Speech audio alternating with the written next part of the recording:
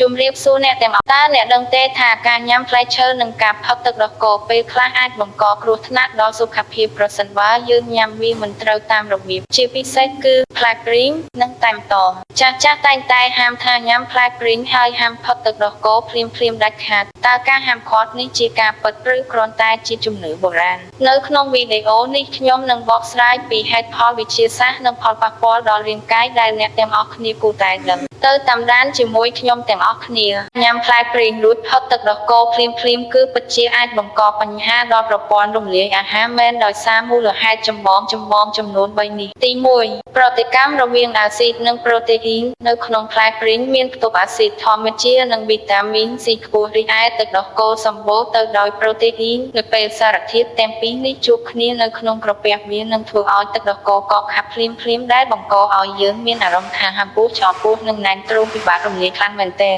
ទី2ជាតិចត់រារាំងការស្រូបសារធាតុចិញ្ចឹមជាតិចត់នៅក្នុងផ្លែព្រីងនឹងទៅចំភ្ជាប់ជាមួយជាតិកាល់ស្យូមនិងប្រូតេអ៊ីនរបស់ទឹកដោះគោវាធ្វើឲ្យរាងកាយរបស់យើងមិនអាចស្រូបយកគុណប្រយោជន៍ពីទឹកដោះគោបានឡើយហើយថែមទាំងធ្វើឲ្យក្រពះធ្វើការធ្ងន់ជាងមុនទៀតផងទី3បង្កឲ្យមានអាការៈរាគរូសឬចង្អោរចំពោះអ្នកដែលមានក្រពះពោះវៀនខ្សោយប្រតិកម្មប្លែកគ្នានៃអាហារទាំងពីរមុខនេះអាចជាប់ណតតាឡាក់ឲ្យមានការកន្ត្រាក់ពោះវៀនធ្វើឲ្យឈឺពោះចុករហូតដល់ថ្នាក់ខួតចង្អោរឬរាគរូសតែម្តងសរុបមកវិញផ្លែព្រីងនិងទឹកដោះគោសុទ្ធតែមានផលប្រយោជន៍ល្អចំពោះរាងកាយប៉ុន្តែមិនត្រូវញ៉ាំវាទន្ទឹមគ្នានោះទេបានអ្នកទាំងអស់គ្នាទើបតែញ៉ាំផ្លែព្រីងរួចចូលរង់ចាំយ៉ាងហោចណាស់1ទៅ2ម៉ោងសិនចាំពិសាររកទឹកដោះគោដើម្បីសុខភាពក្រពះពោះវៀនរបស់យើងសង្ឃឹមថាវីដេអូមួយនេះនឹងមានប្រយោជន៍សម្រាប់អ្នកទាំងអស់គ្នាបើពេញចិត្តកុំភ្លេចចុច like និងចុច subscribe channel របស់ខ្ញុំអ្នកមួយផងដើម្បីទទួលបានចំណេះដឹងល្